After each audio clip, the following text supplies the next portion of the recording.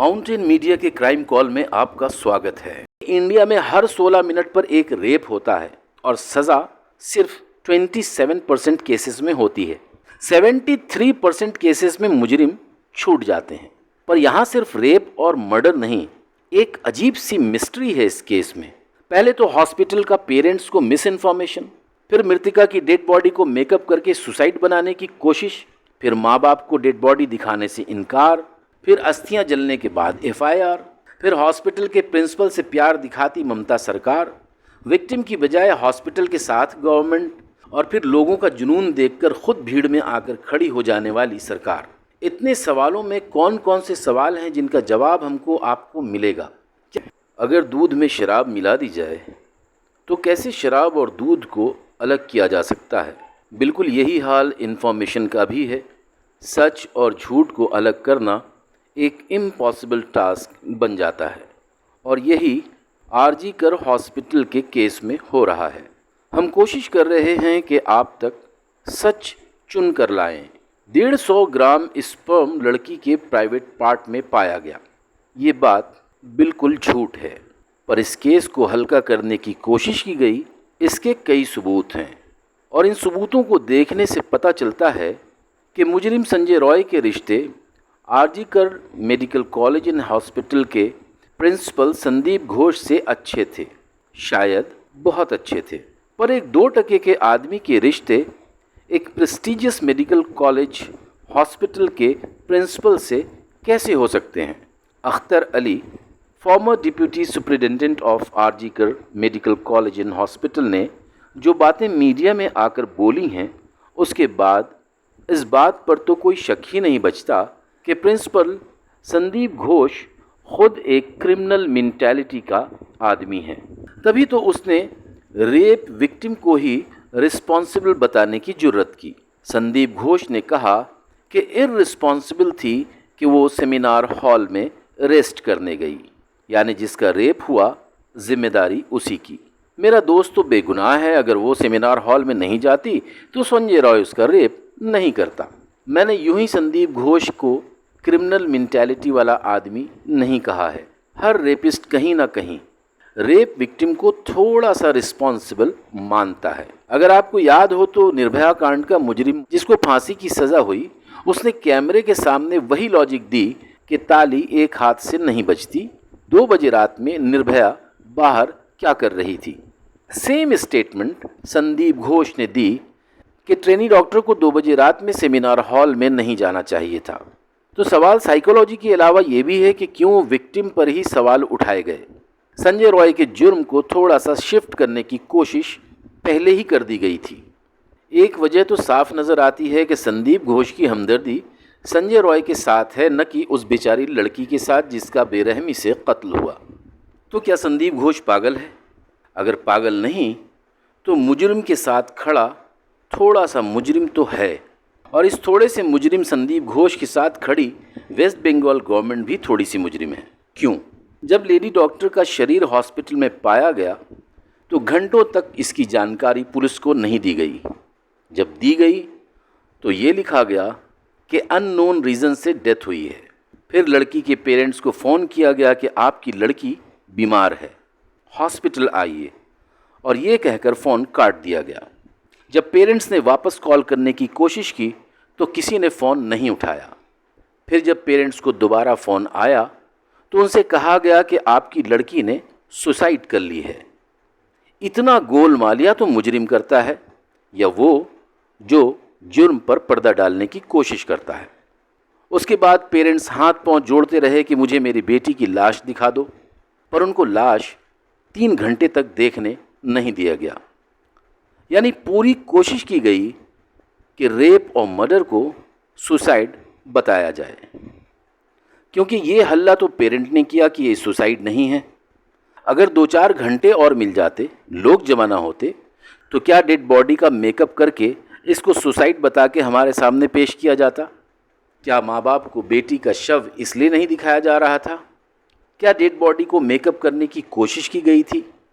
अगर नहीं तो कोई ये बताए कि पेरेंट को क्यों कहा गया कि बीमार है, फिर ये क्यों कहा गया कि लड़की ने सुसाइड किया? ये सवाल तो बनता है और इस सवाल से और भी गहरे सवाल बनते हैं कि अगर संजय राय ने रेप और मर्डर किया तो हॉस्पिटल के रिस्पॉन्सिबल लोगों को क्या पड़ी है कि उसको सुसाइड बनाने की कोशिश करें। पर ऐसी बहुत सी कोशिशें हुईं और हर एक सवाल दूसरे सवाल को पैदा करता है। जैसे मुजरिम या मुलजिम संजय रॉय के साथ खड़े संदीप घोष और संदीप घोष के साथ खड़ी वेस्ट बंगाल गवर्नमेंट। अब आप ये सोचेंगे कि संजय रॉय के साथ संदीप घोष कैसे खड़े हुए।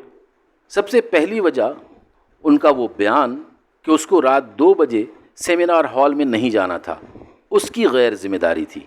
ये हुआ साइकोलॉजिकल सपोर्ट। दूसरे, पुलिस को रिपोर्ट वॉइस प्रिंसिपल ने किया, ना कि प्रिंसिपल संदीप घोष ने।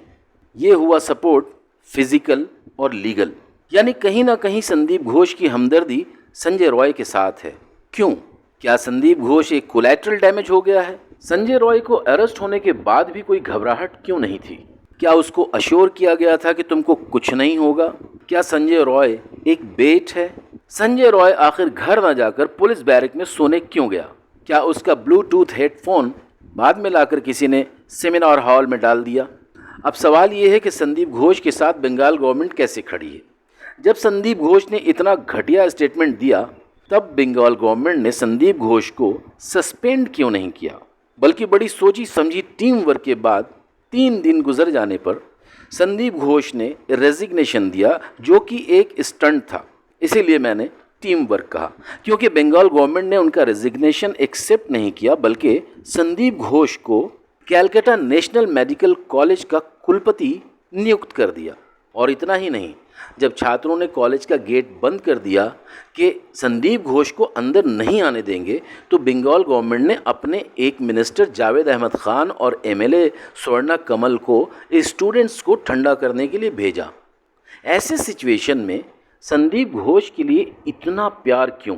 ये बात तो साफ हो चुकी है कि संजय रॉय के ताल्लुकात संदीप घोष से बहुत अच्छे थे, पर क्यों? क्या वो lady doctor the woman who knew too much थी? क्या संजय रॉय की फितरत, उसकी आदत से वाकिफ़ लोगों ने उसको लेडी डॉक्टर की तरफ टॉमी छू किया था? कुछ भी हो सकता है, क्योंकि जब एक सीधे साधे सच में बहुत सा झूठ मिलाने की कोशिश हो तो कुछ तो गड़बड़ है। क्योंकि संजय रॉय जैसे 2% के मुजरिम के जुर्म को मिटाने की कोशिश RG Kar medical college and hospital जैसी संस्था क्यों करेगी? जब लोग सड़क पर आए, डॉक्टरों ने इनफ इज़ इनफ कहना शुरू किया, तो सरकार भी पब्लिक के साथ संजय रॉय को सज़ा दिलाने की मांग करने लगी। पतली गली से निकलना इसी को कहते हैं। एक यंग डॉक्टर ने ये तक कह दिया कि संदीप घोष कुछ भी कर सकता है। सब कुछ में रेप करने से लेकर रेप करने के लिए माहौल तैयार करना भी शामिल है। सब कुछ में मर्डर करने से लेकर मर्डर करवाना भी शामिल है। फिर अख्तर अली, जो कि उसी हॉस्पिटल के फॉर्मर डिप्यूटी सुपरिटेंडेंट हैं, उन्होंने साफ कहा कि वो एक करप्ट आदमी हैं। जाहिर है मीडिया में इससे ज़्यादा कोई और क्या कहे। उसके बाद ये इंडिया का पहला केस है जिसमें सारी जनता, सारा मीडिया, गवर्नमेंट के सारे इंस्टीट्यूशंस, सबको पता था कि एक लड़की की मौत हुई है, खून हुआ है, उसकी इज्जत लूटी गई है, और फिर भी एफआईआर अस्थियों के जलने के बाद लिखी गई, बिना किसी ताकतवर आदमी या बिना किसी ताकतवर लोगों के बगैर। ये कैसे मुमकिन है? कैसे पोस्टमार्टम पहले हुआ और एफआईआर बाद में लिखी गई? यानी अस्थियों के जलने तक ये कोशिश हुई कि इस केस को दबा दिया जाए। पर क्यों? यहीं से वो बात उठती है कि क्या वो lady doctor the woman who knew too much थी? पर ऐसा क्या जानती थी वो? कुछ तो जानती थी। इसका सबूत मैं अभी देता हूँ।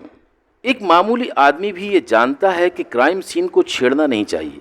यानी ऐसा नहीं हो सकता कि एक हॉस्पिटल को ये बात पता ना हो कि जिस केस में सीबीआई जैसी संस्था इन्वॉल्व है, उस केस से जुड़े क्राइम सीन को आपको टच भी नहीं करना चाहिए अनलेस कि आप खुद ही क्रिमिनल हों। तो फिर सेमिनार हॉल के बगल के रूम को रिनोवेट या रिपेयर करने की हिम्मत हॉस्पिटल को कैसे हुई? तो सवाल ये है कि छिपाने की क्या कोशिश हो रही है?